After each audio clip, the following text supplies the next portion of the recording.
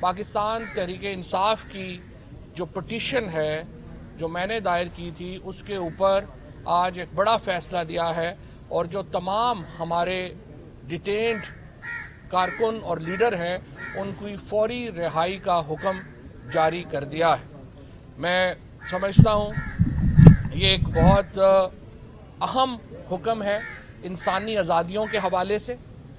کوئی بھی شخص، کوئی بھی وکیل، کوئی بھی جج جو انسانی آزادیوں کے بارے میں سینسٹیو ہے، حساس ہے، وہ ایک بڑا آدمی ہے، وہ ایک بڑا جج ہے اور وہ ایک بڑا وکیل ہے۔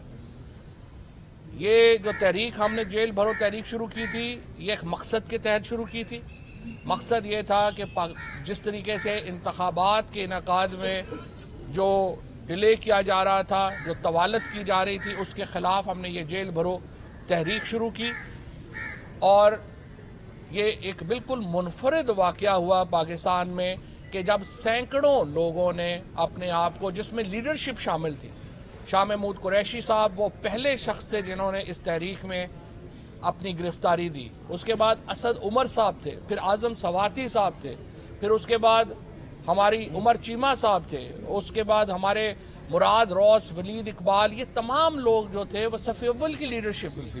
زلفی بخاری، جب راول پنڈی کا معاملہ آیا تو زلفی بخاری نے سب سے پہلے جو ہے وہ گرفتاری دی، ہمارے وہاں کے دوستوں نے گرفتاری دی، ملتان میں ہر جگہ کے اوپر، گجرانوالہ میں یہ تحریک آپ کو سامنے نظر آئی اور آج لاہور ہائی کورٹ نے یہ ایک تاریخی فیصلہ دیا ہے اور یہ تاریخی فیصلہ صرف پی ٹی آئی کے اس معاملے کے لیے نہیں ہے، یہ پریونٹیو ڈیٹینشن کا جو لا ہے اس کو ہی ڈیفائن کرتا ہے۔ اور جو یہ تحریک تھی جیل بھرو تحریک کے اوپر جس طریقے سے ہیومن رائٹس کو آج پریزرو کیا گیا، مجھے بہت افسوس ہے اپنی اتھارٹیز کے اوپر، اسپیشلی جیل اتھارٹیز کے اوپر، کہ کس طرح سے انہوں نے پولیٹیکل پریزنرز کے اوپر، میں آپ کو بتاؤں جب انگریزوں کے خلاف ہندوستان میں یہ تحریک تھی تو انگریزوں کا سلوک ہندوستان کی قیادت سے بہت بہتر تھا بنسبت اس کے جو ہمارے پولیٹیکل پریزنرز کے ساتھ کیا گیا۔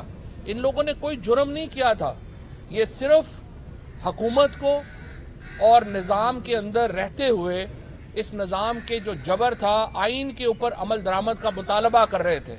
یہ گرفتاریاں قانون توڑ کے نہیں ہوئیں، یہ قانون کے نفاذ کے لیے کی گئی تھیں اور اس کے بعد ان کو سلیٹری کنفائنمنٹ میں رکھا گیا، ان کو باہر سے کھانا نہیں دیا گیا۔ شاہ محمود قریشی صاحب جیسا جو صف اول کا لیڈر ہے، اس کو 4 دن نہ دوائی دی گئی، ان کو زمین کے اوپر جو ہے وہ ان کو سونے کا کہا گیا، باوجود اس کے کہ ان کی کمر میں درد تھا، اور ان کو دوائی پین کلر تک بھی جو ہے ان کو نہیں دی گئے۔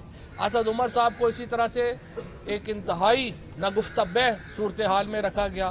زلفی بخاری صاحب کو اسی طریقے سے رکھا گیا۔ جو لوگ ہمارے سارے کارکنان تھے ان کے اوپر بدترین جو صورتحال ہے اس میں ان کو رکھا گیا۔ ان کو پریزنرز وین میں لمبے جو دور دراز کی جیلیں تھیں وہاں پہ بھیجا گیا۔ مقصد صرف یہ تھا کہ وہ تنگ آ جائیں اور وہ لکھ کے دیں کہ ہمیں فوری رہائی چاہیے۔ لیکن میں ان تمام کارکنان کو سلام پیش کرتا ہوں، تحریک انصاف کی لیڈرشپ کو سلام پیش کرتا ہوں، جس جمع مردی کے ساتھ انہوں نے یہ مقابلہ کیا اس ساری صورتحال کا۔ انہوں نے انکار کر دیا کہ ہم یہ نہیں کریں گے، ہم اپنی اس وقت تک ضمانت اپلائی نہیں کریں گے، رہائی کا اپلائی نہیں کریں گے جب تک یہ تحریک ختم نہیں ہوتی۔ اور بس سپریم کورٹ کے فیصلے کے بعد جب یہ تحریک ختم کرنے کا اعلان ہوا تو اس کے بعد ان تمام دوستوں نے جو ہے وہ آج ہم نے تحریک انصاف کی طرف سے، ان لوگوں میں سے کسی نے جو ہے وہ نہیں کیا، تحریک انصاف کی طرف سے ہم نے یہ پٹیشن فائل کی اور آج ان سب لوگوں کو رہا کرنے کا حکم جو ہے وہ دیا گیا ہے۔ انشاءاللہ تعالی کل سے پنجاب میں جو الیکشن کیمپین ہے اس کا آغاز ہو رہا ہے۔ عمران خان 40 سے زیادہ شہروں میں کل ویڈیو سکرین سے خطاب کریں گے اور کل کے بعد انشاءاللہ جو پہلا جلسہ ہے اس کی بھی اناؤنسمنٹ کل آ جائے گی، اور اس کے بعد عمران خان کا جو اس وقت شیڈیول ہے ہمارے جلسوں کا وہ بھی جاری کر دیا جائے گا۔ باقی سیاسی جماعتوں سے بھی میں درخواست یہ کرنا چاہتا ہوں، نامزدگیوں پہ حکومتیں نہیں ہوتی، حکومت دینے کا اختیار، اقتدار دینے کا اختیار پاکستان کے آئین کے تحت پاکستان کے عوام کو حاصل ہے، اور وہ اقتدار اللہ تعالیٰ کی مقرر کردہ حدود کے اندر رہ کر انہوں نے چوزن ریپرزنٹیٹیو نے، منتخب لوگوں نے استعمال کرنا ہے۔ آج لاہور ہائی کورٹ نے ایک اور تاریخی فیصلہ دیا ہے جس میں انہوں نے کہا ہے کہ کیئر ٹیکر گورنمنٹ منصوبوں کے افتتاح نہیں کر سکتی، بورڈز ڈائریکٹرز جو ہیں ان کی اپوائنٹمنٹس نہیں کر سکتی، اور وہ صرف وہ کام کریں گے جس کا امپیکٹ 90 دنوں تک ہوگا۔ یہ بہت اہم فیصلہ ہے اور ہم اس کو بھی جو ہے وہ اپریشیٹ کرتے ہیں، اور نگران حکومت میں شامل لوگ جو ہیں، میرا یہ خیال ہے وہ اپنا سامان باندھنے کی تیاری کریں، اور جو ان کے پلان تھے وہ آج سارے ختم ہو گئے ہیں۔ انشاءاللہ تعالی الیکشن کمیشن کے دیے گئے شیڈیول کے بعد اب صدر مملکت نے اپنی تاریخ کا اعلان کر دیا ہے، اور انشاءاللہ اس اعلان کے مطابق الیکشن ہوں گے، اور 1 مئی کو پنجاب کے اندر منتخب حکومت، منتخب جو نئی اسمبلی ہے وہ وجود میں آ چکی ہوگی، اور مئی کے پہلے 15 دنوں میں انشاءاللہ تعالی پنجاب میں ہمیں پورا یقین ہے تحریک انصاف 2/3 اکثریت سے اپنا وزیر اعلیٰ منتخب کر رہی ہوگی انشاءاللہ۔ شکریہ۔ بس میں ایک تو مبارکباد دیتا ہوں جو ہمارے سارے ورکرز انشاءاللہ آج رہا ہو جائیں گے اب سے تھوڑی دیر پہلے، اور اس کے ساتھ ساتھ میں اپنے تمام جتنے بھی ہمارے پاکستانی باہر بیٹھے ہیں یا پاکستان کے اندر ہیں ان کو مبارکباد کہ صدر پاکستان نے 30 اپریل کی پنجاب کے اندر ڈیٹ دے دی ہے، الیکشن کی طرف ہیں۔ ہمارے تمام ٹکٹ ہولڈرز کو یا جو خواہاں ہیں ٹکٹس کے ان کے لیے کہ وہ محنت کریں، اب حلقوں میں جلدی ٹکٹس اناؤنس کر دیے جائیں گے پارٹی کی طرف سے، اور انشاءاللہ آپ کو چند دنوں کے اندر ایک پوری بھرپور الیکشن مہم جو ہے وہ نظر آئے گی۔ الیکشن ہو جائے، عوام اپنے ریپرزینٹیٹیو چن لے، اور اس کے بعد انشاءاللہ پاکستان میں آئین اور قانون کی واپسی ہوگی۔ اور اس ٹائم ابھی حماد آپ کو بتائیں گے کہ اس ٹائم اکانومی کے ساتھ جو ڈار ڈائلیما نے کیا ہے، اس ڈار ڈائلیما کی وجہ سے پاکستان کا بزنس مین کہاں کھڑا ہے، پاکستان کی سچویشن کہاں کھڑی ہے، اور جو تباہی انہوں نے کی ہے اور اپنی اس پاگل پن کے اندر وہ ماننے کو بھی تیار نہیں ہے کہ انہوں نے تباہی کی ہے، یہ انشاءاللہ الیکشن ہوگا تو سب سے بڑی خبر یہ ہوگی کہ اس پاگل پن سے پاکستانیوں کی جان چھوٹے گی۔ Thank you. بسم اللہ الرحمن الرحیم۔ ابھی مسلط وزیر خزانہ اسحاق ڈار صاحب، جنہیں بڑے شان و شوکت کے ساتھ خاص خصوصی طیارے میں پاکستان لایا گیا تھا، انہوں نے ایک پریس کانفرنس کی ہے، اور ملک جس دہانے پہ کھڑا ہے، خواجہ آصف صاحب کہہ رہے ہیں ملک ڈیفالٹ کر چکا ہے، اور احسن اقبال صاحب کہہ رہے ہیں کہ یہ جو ڈالر کی موومنٹ ہے یہ سپریم کورٹ کی وجہ سے ہے۔ عالمی ادارے جو ہیں انہوں نے پاکستان کی ریٹنگ CCC نیگیٹو کر دی ہے، جو ڈیفالٹ اباؤٹ ٹو ڈیفالٹ ممالک جو ہیں، جیسے سری لنکا کی جو یہ ریٹنگ تھی ڈیفالٹ سے پہلے یہ کی گئی تھی۔ لیکن اسحاق ڈار صاحب نے اپنی پریس کانفرنس عمران خان سے شروع کی ہے اور عمران خان پہ ختم کر دی ہے، اور جو الفاظ انہوں نے استعمال کیے ہیں عمران خان صاحب کے لیے مجھے انتہائی افسوس ہوا۔ سب سے پہلے تو میں آج پھر ہم بھی ذرا کھل کے بات کرتے ہیں۔ اسحاق ڈار صاحب کے بارے میں یہ مشہور ہے کہ یہ اپنے نام کے علاوہ کچھ بھی سچ نہیں بتاتے، لیکن آج مجھے یقین ہو گیا ہے کہ انہوں نے اپنا نام بھی ٹھیک نہیں بتایا دنیا کو۔ ان کا برتھ سرٹیفکیٹ چیک کرنا چاہیے کہ اتنا انہوں نے جھوٹ بولا ہے۔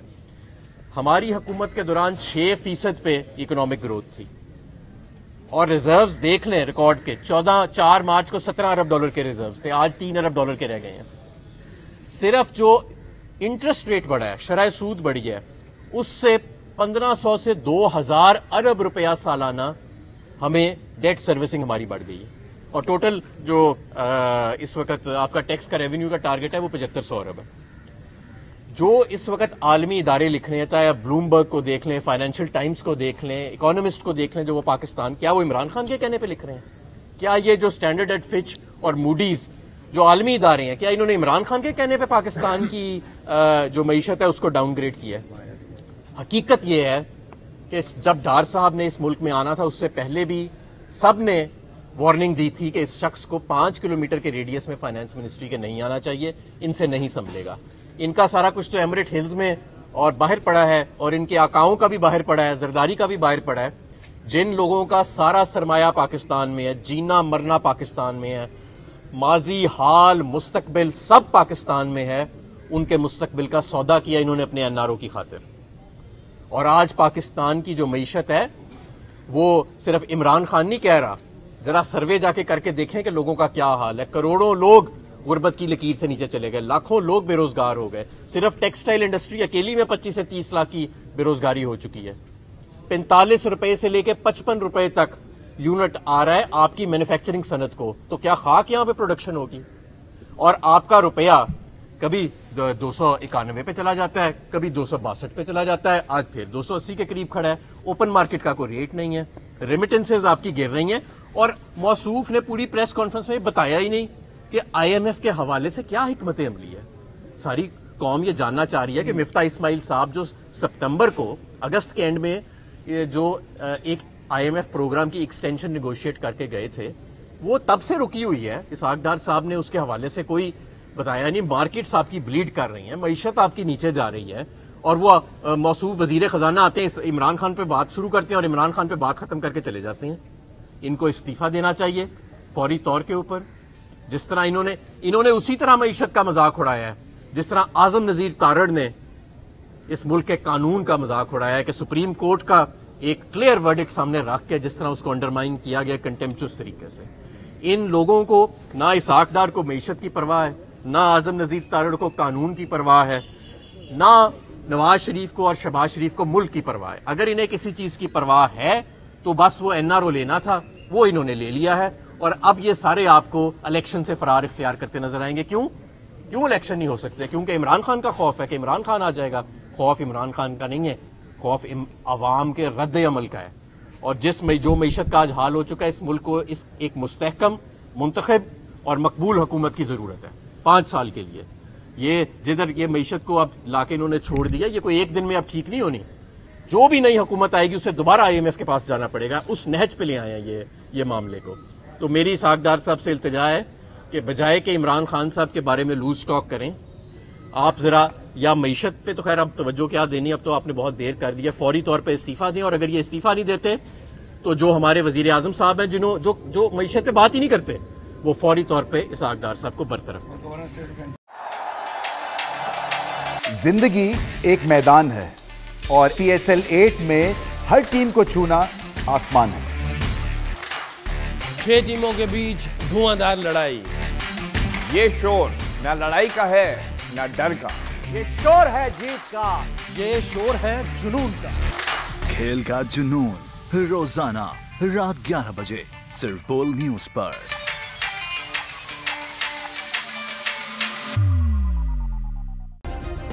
सब्सक्राइब करें और बेल दबाएं ताकि कोई खबर रह न जाए।